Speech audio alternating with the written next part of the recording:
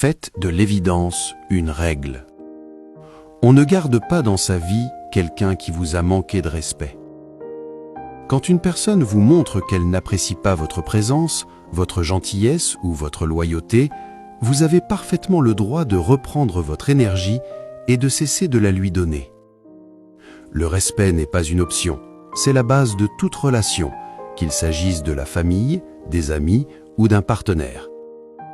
Lorsqu'on dépasse cette limite, on vous révèle surtout une chose, la considération n'est pas au rendez-vous. Vous n'avez pas à vous justifier pour partir, vous n'avez pas à attendre des excuses, vous n'avez pas à douter de vous parce que vous protégez votre calme. Tourner la page ne dépend pas d'eux, cela dépend de votre décision. Le manque de respect peut marquer la fin même s'il y a eu du temps partagé, des souvenirs ou de l'affection autrefois. S'ils ne savent pas vous traiter avec un minimum de décence, ils ne méritent plus une place importante dans votre vie.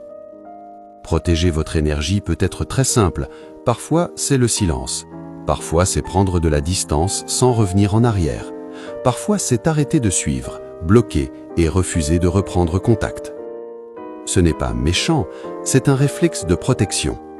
Car chaque fois que vous laissez quelqu'un vous manquer de respect et rester, vous envoyez un message dangereux à vous-même. Je peux accepter moins que ce que je vaux. Alors, assumez ce choix.